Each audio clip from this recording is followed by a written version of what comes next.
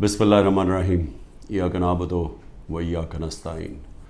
मेरे पाकिस्तानियों, आज IMF के डेलीगेशन से मैंने मीटिंग की और मेरी टीम ने, और इस मीटिंग का मकसद जिस तरह सबको अंदाज़ा होगा, वो मीटिंग का मकसद ये था कि IMF एक 9 महीने के लिए एक प्रोग्राम लेके आ रहा है जिसको स्टैंड बाय एग्रीमेंट कहते हैं। ये क्यों लेके आ रहा है? क्योंकि अगर ये IMF का अब कर्ज़ा जो $3 अरब का इनको नहीं मिलता, तो ये याद रखें कि पाकिस्तान, जो मैं आज से साल पहले कह रहा था, बल्कि 13 महीने पहले मैंने जब कहा, तो मेरे ऊपर इन्होंने कहा गद्दारी का केस करना चाहिए। सारा शोर मच गया कि इमरान खान मुल्क के अंदर एक वो फ़िज़ा बना रहा है जिससे मुल्क की मैशत को नुकसान होगा। मैं ये कह रहा था कि जिस तरह ये हुकूमत जा रही है, पाकिस्तान को डिफ़ॉल्ट का खदशा है। डिफ़ॉल्ट का पहले मतलब समझ ले क्या है। डिफ़ॉल्ट का मतलब ये है कि अगर इनकी अभी पिछले महीने 38% महंगाई थी, पाकिस्तान की तारीख की सबसे ज़्यादा है, तो अगर पाकिस्तान डिफ़ॉल्ट कर जाता है, यानी अपने कर्ज़े वापस नहीं कर सकता, तो ये इससे दुगनी हो जाएगी, ये 60% पे पहुंच जाएगी। बल्कि ये वो जिसको कहते हैं हाइपर इन्फ्लेशन, कि वो आएगी महंगाई पाकिस्तान में कि लोग, यानी एक डबल रोटी लेने के लिए नोटों की थदियाँ ले जानी पड़ेंगी, यानी जिसको हाइपर इन्फ्लेशन कहते हैं। उससे कमज़ोर तो बिल्कुल ही पिस जाता है ना। तनख्वाहदार तबका जो आज बड़े बुरे हालात में है, इससे बहुत दुगने बुरे हालात होते हैं अगर डिफ़ॉल्ट करता है। और सिर्फ फ़ायदा किनको होता है? जिन्होंने डॉलर में पैसा रखा हुआ है, जो मुल्क से बाहर हैं। ये जो लोग ऊपर आज हुकूमत कर रहे हैं, जिनके सारे पैसे बाहर पड़े हुए हैं, अरबों डॉलर बाहर पड़ा है, इनको तो कोई फ़र्क नहीं पड़ेगा, लेकिन पाकिस्तान के अंदर लोग पिस जाएंगे। तो लिहाजा हमने फिर IMF को हमने कहा कि ठीक है, हम इसको, आपकी ये जो स्टैंड बाय एग्रीमेंट है, ये तब तक एंडोर्स करते हैं जब तक इलेक्शन हो के एक नई गवर्नमेंट नहीं आती। जो नई गवर्नमेंट आएगी, ज़ाहिर है वो अपना फिर से अपने प्रोग्राम के तहत IMF से बातचीत करेगी। लेकिन सिर्फ मैं एक चीज़ कहना चाहता हूँ आज, कि यही जब हमें मुश्किल पड़ी थी FATF के ऊपर, FATF की हमें ब्लैक लिस्ट पे हमें खदशा था कि हमें डालने लगे हैं। हमें पार्लियामेंट के अंदर एक कानून पास करना था। तो जब हमने ऑपोजिशन को कानून पास करने का कहा, क्योंकि अगर ब्लैक लिस्ट पे आ जाए तो वो भी पाकिस्तान में सैंक्शंस लग जाती हैं, वो फिर वही हालात बनने शुरू हो जाते हैं जो कि एक डिफ़ॉल्ट से होते हैं, यानी फाइनेंसिंग ख़त्म हो जाती है बाहर से, उस चीज़ें महंगी हो जाती है, महंगाई होती है, गुर्बत बढ़ जाती है। तो उससे बचने के लिए हमने वो लेजिस्लेशन पास कर दी थी असेंबली में। तो जब हमने ये PDM के लोगों को कहा कि ये हमारी मदद करें ये लेजिस्लेशन पास करने में, तो इन्होंने आगे से कहा कि पहले हमें NRO दो, नैब के अंदर चेंजेस लेके आओ, जो हमारे ऊपर पहले इनके दौर के जो करप्शन के केसेस थे वो माफ़ करो, और अगर वो आप नहीं करेंगे तो हम आपके साथ नहीं देंगे। और हमने वो NRO नहीं दिया, इन्होंने साथ नहीं दिया। इसके बावजूद हमने फिर वो, अल्लाह का करम है कि हम वो लेजिस्लेशन पास कर गए, और आज जो FATF से निकले हैं वो बहुत बड़ी चीज़ थी, वो जो हमने कानून पास किया था। तो मैं सिर्फ ये कहना चाहता हूँ कि आपको सिर्फ फ़र्क पता चल जाना चाहिए कि ये वो लोग थे जो अपनी करप्शन के लिए हमें ब्लैकमेल कर रहे थे, करप्शन बचाने के लिए। आज ये हालात हैं जब हम इनकी मदद कर रहे हैं, क्योंकि हम IMF को क्यों चाहिए कि हमारी मदद क्यों चाहिए? उन्हें पता है कि आगे केयरटेकर गवर्नमेंट आ रही है, इलेक्शन जब आएंगे केयरटेकर गवर्नमेंट ये नहीं कर सकती, तो उनको चाहिए कि सारी पार्टीज़ का कंसेंसस चाहिए। हम सिर्फ मदद पाकिस्तान के लिए कर रहे हैं, जबकि 10,000 हमारे कारकुन जेलों में। आज जो हमारी इकोनॉमिक टीम थी वो सारी अंडरग्राउंड है, उनको इकट्ठा किया, जूम के ऊपर लिया। मेरे ऊपर 180 केसेस बन चुके हैं। सारी सीनियर लीडरशिप की यहाँ अंदर है केसेस हैं, और जो बाहर निकलती हैं तो उनको कहते हैं कि जी पहले का पार्टी छोड़ोगे, नहीं तो हम आपको अंदर रखेंगे।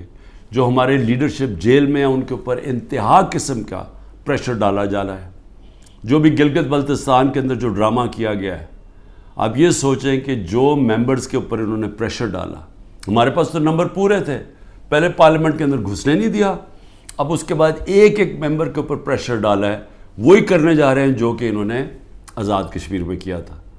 تو ایک طرف تو یہ ہو رہا ہے, اور اس کے باوجود ہم آج کیونکہ ہمارے ملک کو نقصان نہ ہو, ہم نے یہ فیصلہ کیا ہے کہ ہم اس اسٹینڈ بائی ایگریمنٹ کو بیکنگ دیتے ہیں تب تک جب تک الیکشن نہیں ہوتی.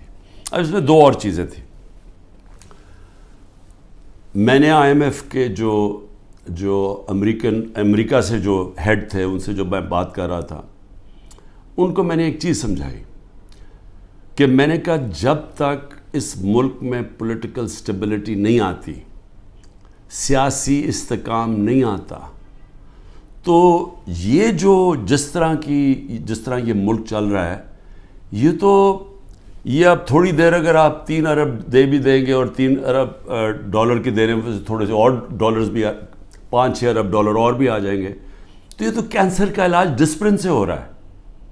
جو کینسر ہے وہ پھیلتی جا رہی ہے, اور کینسر کیا ہے کہ ملک میں سیاسی استحکام ہی نہیں ہے. اور وہ کیوں نہیں ہے؟ کیونکہ یہ سب پارٹیز نے مل کے اور ساتھ اسٹیبلشمنٹ, کیونکہ تحریک انصاف اقتدار میں نہ آئے, الیکشن تب کروائیں گے جب یہ سمجھتے ہیں کہ پارٹی تحریک انصاف الیکشن نہیں لڑ سکے گی. جب ان کو اوپر اتنا دباؤ ڈالیں گے, اس کو اس طرح کرش کریں گے کہ جب وہ بالکل الیکشن نہیں لڑ سکے گی تب الیکشن کروائیں گے. میں آج اپنی قوم کے سامنے کہنا چاہتا ہوں کہ یہ جب سے رجیم چینج ہوا ہے, جب سے ہماری گورنمنٹ گرائی ہے, تب سے کوشش کر رہے ہیں پارٹی کو ختم کرنے کی. اور کوئی ان کو جو سب اوپر پاور میں بیٹھ کے تحریک انصاف کو ختم کرنے کی کوشش کر رہے ہیں, ان کو کوئی ملک کی فکر نہیں ہے. انہوں نے جو پاکستان کی معیشت سے کیا, میں آپ کو پھر کہتا ہوں دشمن بھی نہ کریں. میڈیا کنٹرول کر لیا ہے, ایک کنٹرول میڈیا ایک بات کرتا جا رہا ہے کہ جو یہ تو پیچھے سے یہ تحریک انصاف کی وجہ سے ساری مشکلات آئی ہیں. پھر سے میں کہتا ہوں کہ ہر سال شائع ہوتا ہے اکنامک سروے آف پاکستان. ذرا اکنامک سروے آف پاکستان میں دیکھ تو لیں کہ بینکرپٹ گورنمنٹ 2018 میں ملی, اور کرونا کے باوجود کیسے اس 6% پاکستان کی معیشت آگے بڑھ رہی تھی, گروتھ ریٹ تھی. 2 آخری سالوں میں جو ایوریج تھی وہ 6% تھی. تو کتنی دفعہ پاکستان کی معیشت اتنی تیزی سے اوپر گئی ہے. انڈسٹری بڑھ رہی تھی, دولت میں اضافہ تھا, پر کیپٹا انکم بن رہی تھی, ٹیکس بڑھ رہے تھے, ایکسپورٹس بڑھ رہی تھیں, ریمیٹنسز بڑھ رہی تھیں. تو جب ایک ملک ترقی کر رہا تھا, اس گورنمنٹ کو گرا کے جس کو لے کے آئے ہیں, انہوں نے کیا ہے؟ انہوں نے ان کی جو پالیسیز تھیں, اور یہ ہمیشہ یہ ملک بینکرپٹ چھوڑ کے گئے ہیں. 99 میں بھی جب یہ نون لیگ گئی ملک بینکرپٹ تھا, 2018 میں بھی بینکرپٹ کر کے گئے, اور پھر آتے ساتھ ہی ایک اکانومی جو چل رہی تھی اس کو بینکرپٹ کر دیا. انہوں نے کیا؟ انہوں نے پہلے بھی جب ایکسچینج ریٹ کو زبردستی روک دیا جب 2018 میں, تو ایکسپورٹس گر گئیں. انہوں نے روپے کو جب اوپر رکھا جو اس کی مارکیٹ ویلیو نہیں تھی, تو اسے ہوا کیا؟ امپورٹ سستی ہو گئی, ایکسپورٹس مہنگی ہو گئی, ایکسپورٹس گر گئی. جب ایکسپورٹس گریں ڈالر کی جب 3 گنا زیادہ جب امپورٹس ہو جائیں ایکسپورٹس کی, تو وہ ملک کیسے آگے ترقی کر سکتا ہے؟ تو تب بھی انہوں نے یہی کیا. اس بار آتے ساتھ ہی انہوں نے یہ نون لیگ نے پھر وہ کیا, روک دیا اس کو روپے کو گرنے سے. لیکن مصنوعی طور پہ جب آپ روکتے ہیں, اس کا کیا ہوا کہ ریمیٹنسز گرنی شروع ہو گئی, ایکسپورٹس گرنی شروع ہو گئی. پھر را مٹیریلز جو امپورٹ کرتے ہیں ہم انڈسٹری کے لیے, اس کو بند کر دیا. انڈسٹری نیچے جانی شروع ہو گئی, ٹیکس کلیکشن نیچے جانی شروع ہو گئی. 3 ارب ڈالر کا ہمیں مل رہا ہے اس وقت آئی ایم ایف سے اسٹینڈ بائی ایگریمنٹ پہ جو پیسہ آئے گا. 7 ارب ڈالر صرف 1 سال میں پاکستان کو نقصان ہوا ہے ایکسپورٹس کی کمی میں اور ریمیٹنسز کی کمی میں. ریمیٹنسز کی کمی میں کیوں ہوا؟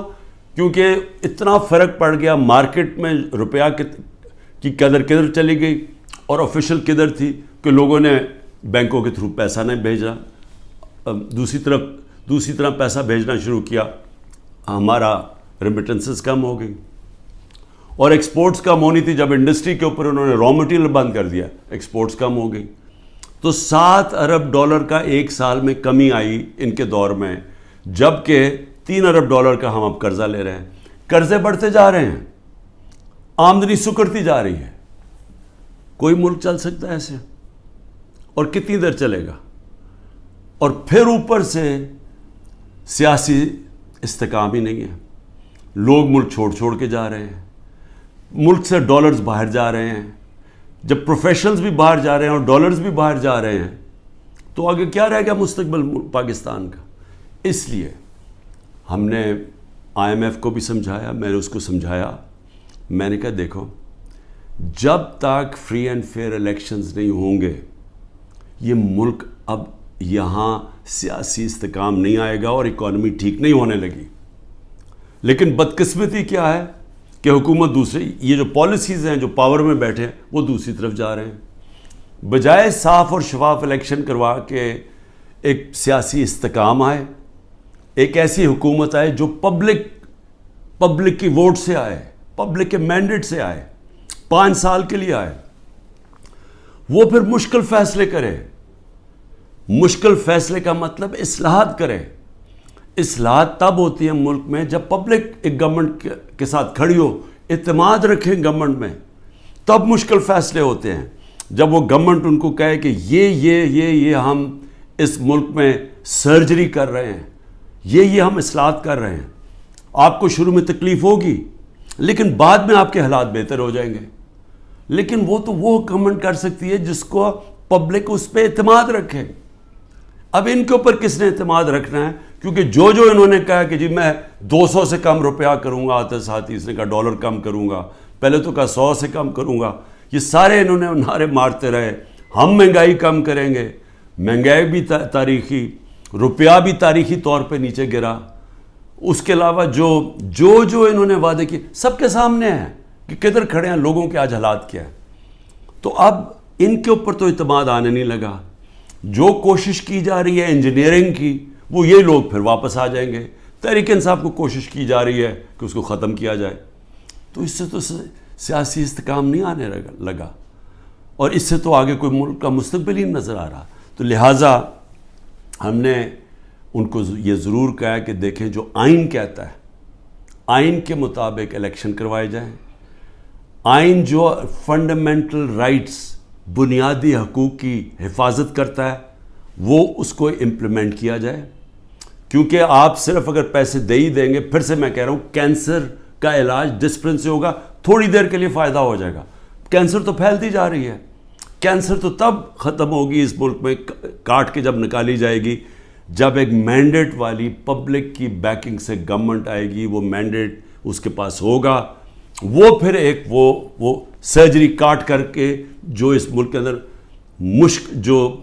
جو غلط چیزیں آ گئی ہیں، جو ہماری ملک کے اندر اصلاحات چاہیے ہیں، جو مشکل فیصلے چاہیے ہیں، جو رول آف لا، قانون کی بالادستی قائم کریں تاکہ ملک میں باہر سے انویسٹمنٹ آئے، سرمایہ کاری ہوگی تو دولت کے اندر اضافہ ہوگا. وہ دولت میں اضافہ ہوگا تو ٹیکس، یہ جو قرضے واپس کریں گے. وہ دولت میں اضافہ تو ہونے نہیں لگا اگر یہ جو آج جنگل کا قانون ہے. تو وہ سب کچھ اکٹھا جاتا ہے. سیاسی استحکام، اس کے بعد اصلاحات میں سب سے پہلی اصلاحات رول آف لا، قانون کی حکمرانی. یہ جو جنگل کا قانون ہے یہ ختم کیا جائے، اور اس کے بعد پھر سرمایہ کاری ہو، اور اس کے بعد اس ملک کے اندر دولت میں اضافہ ہو، اور اس کے بعد ہم اپنے قرضے واپس کریں اور خوشحالی آئے پاکستان میں، لوگوں کو نوکریاں ملیں، بے روزگاری ختم ہو، دولت میں اضافہ، لوگوں کو باہر نہ جانا پڑے. تو وہ تو شروع ہوگا صاف اور شفاف الیکشن سے. اور مجھے جو افسوس ہے اس وقت اور خوف آ رہا ہے کہ ابھی تک جو پر اقتدار میں بیٹھے ہوئے ہیں ان کا کوئی اور پلان بنا ہوا ہے، اور وہ جو پلان ہے وہ پاکستان کو تباہی کی طرف لے کے جا رہا ہے. آخر میں ہم نے IMF کو یہ بھی کہا کہ اس وقت ہمارا جو کمزور طبقہ ہے شدید مشکلات میں ہے، اور اس وقت یہ جو پروگرام آپ دیں اس کے اندر ان کا خاص دھیان رکھا جائے. صحت کارڈ کو کئی کی جگہ ختم کیا جا رہا ہے.